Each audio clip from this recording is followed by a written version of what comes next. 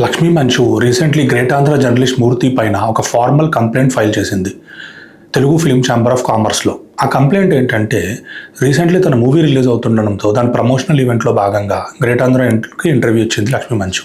అయితే ఆ ఇంటర్వ్యూలో జర్నలిస్ట్ మూర్తి అడిగిన ఒక క్వశ్చన్ ఏమైందంటే, ఉమెన్ ఇన్ హర్ 40s అంటే 40 ఏళ్ళు దాటాక ఒక బిడ్డకి తల్లిగా ఉన్న ఆడవాళ్ళు వేసుకునే క్లోతింగ్ గురించి ఒక ఇన్అప్రోప్రియేట్ క్వశ్చన్ అడిగాడు. ఆ క్వశ్చన్కి ఆగ్రహానికి గురైన లక్ష్మీ మంచు, ఇదే క్వశ్చన్ మీరు మేల్ స్టార్స్ని అడగగలరా?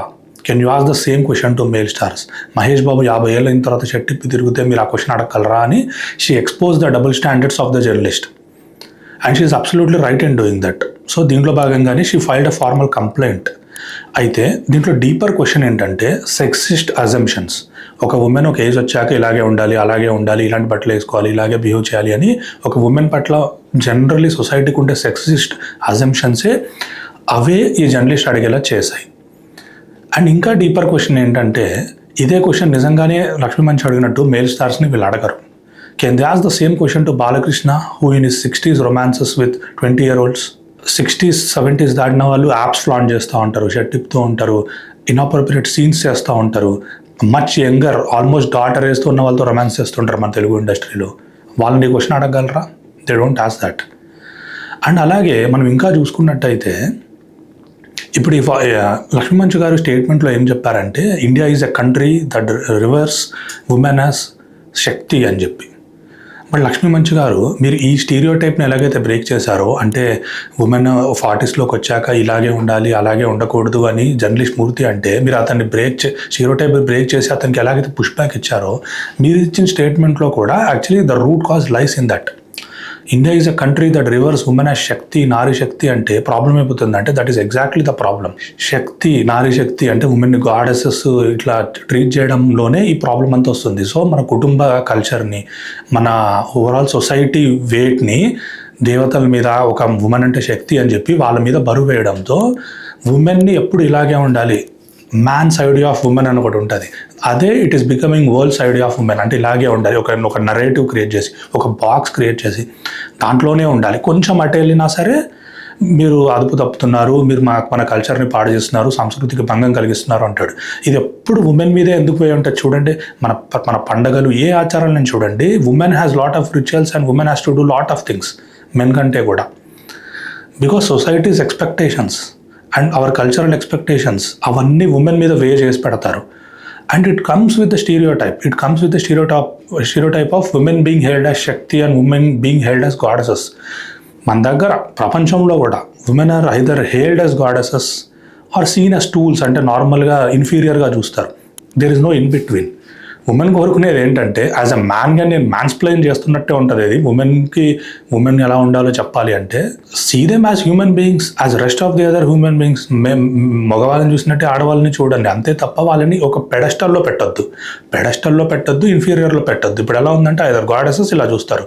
సో ఈ శక్తి అని మీరు స్టేట్మెంట్లో పెట్టారు కదా ఫస్ట్ లైన్లో, మీకు అడిగిన క్వశ్చన్ కూడా అక్కడి నుంచే రూట్ అయి ఉంటుంది అనమాట. అంటే ఉమెన్ని గాడెసెస్గా చూసారు కాబట్టి గాడెసెస్ ఇలాంటి బట్టలు వేసుకుంటే ఎలా, గాడెసెస్ ఇలాంటివి వేసుకుంటే ఎలా. So we have to tell people that women should be treated as just another human beings. వాళ్ళు ఏమి దేవతల్లా చూడొద్దు, వాళ్ళని తక్కువ చూడొద్దు, అంతే. అండ్ వన్ మోర్ థింగ్ ఏంటంటే, సరే ఇప్పుడు మీరు ఫైల్ చేశారు, ఇది యాక్షన్ తీసుకుంటారా, వెనక్కి తీసుకుంటారా, లేకపోతే సారీ చెప్పి పబ్లిక్ అపాలజీ చెప్పి ఇది సర్దు మనుగుతుందా, ఇవన్నీ పక్కన పెట్టేస్తే, one more thing what the society and media does is, ఒక ఉమెన్ ఒక వాయిస్ అవుట్ చేసినప్పుడు వాళ్ళు ఓవర్ రియాక్ట్ అవుతున్నారు, కోపం పడుతున్నారు, ఇవన్నీ అంటారు. బట్ ఈ కేసులో లక్ష్మీ మంచు గారికి అలాంటి అపోజిషన్ ఏం రాలేదు. Most of the people, general public also journalist పూర్తిదే తప్పు అంటున్నారు, లక్ష్మీ మంచు గారిని సపోర్ట్ చేస్తున్నారు, which is actually good thing and we should be happy about it. But problem ఎక్కడ వస్తుందంటే, ఈ కేసు అంతా సర్దు మనకి నెక్స్ట్ టైం లక్ష్మీ మంచు గురించి మాట్లాడుతున్నప్పుడు, for example Gutta Jwala or any other women who speaks out, any other public figure who is a women who speaks out is being treated with labels like, ఇప్పుడు గుత్తా జ్వాల గురించి అదే న్యూస్ వచ్చింది అనుకుందాం, controversial figure Gutta Jwala reacted on this issue అంటారు. Normal issue అయినా సరే, వివాదాలకు కేంద్రబిందువైన లక్ష్మీ మంచు ఈ ఈవెంట్లో పాల్గొన్నారు. కాంట్రవర్షీకి కేర్ ఆఫ్ అడ్రస్ అయిన సానియా మీర్జా ఈ మూవీకి వెళ్ళింది, ఈ ఈవెంట్కి వెళ్ళింది, ఈ ఈవెంట్లో పాల్గొంది అంటారు. So they are labelling women who speak out, women who speak truth to power as controversial figures, వివాదాలకు కేంద్ర బిందువు. సో ఈ లేబులింగ్ ఏంటంటే మీ వాయిస్ని మీకు మాట్లాడుకునే సెన్సర్షిప్ చేయకుండానే ఈ లేబుల్స్ ద్వారా ప్రజలకి ఏం చెప్తారంటే ఆ న్యూస్ ఆర్టికల్ మొత్తం చదవకముందే please don't take them seriously, they are just doing it for limelight, వాళ్ళ అటెన్షన్ కోసం చేస్తారు అంటే ఆ లేబులింగ్ అనేది ఉంటుందో ఈవెన్ మిమ్మల్ని సపోర్ట్ చేస్తున్నట్టు మిమ్మల్ని తిడుతున్నట్టు ఆర్టికల్ రాయకపోయినా సరే ఈ లేబులింగ్తో ఎలా ఉంటుందంటే మిమ్మల్ని సెన్సార్ చేస్తారు, మిమ్మల్ని సీరియస్ తీసుకోకుండా చేస్తారు. సో మన మీడియా జనరల్లీ ఇలాగే ఉంది.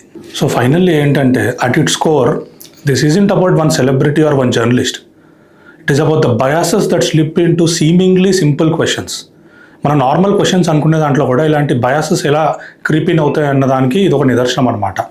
సో ఫండమెంటల్ ప్రాబ్లం ఏంటంటే డబుల్ స్టాండర్డ్స్. మెన్కి ఎప్పుడు అడిగిన క్వశ్చన్ ఉమెన్కి అడుగుతూ ఉంటారు అండ్ క్వశ్చన్స్ అడిగే దాంట్లో ఇన్ఈక్వాలిటీ ఉంటుంది అండ్ మనం మాట్లాడామనుకో ఆ లేబలింగ్లో ఇంకా పెద్ద ఇన్ఈక్వాలిటీ ఉంటుంది. So that the core of it. ఈ ప్యాటర్న్ని బ్రేక్ చేయడమే మన టార్గెట్గా పెట్టుకోవాలి.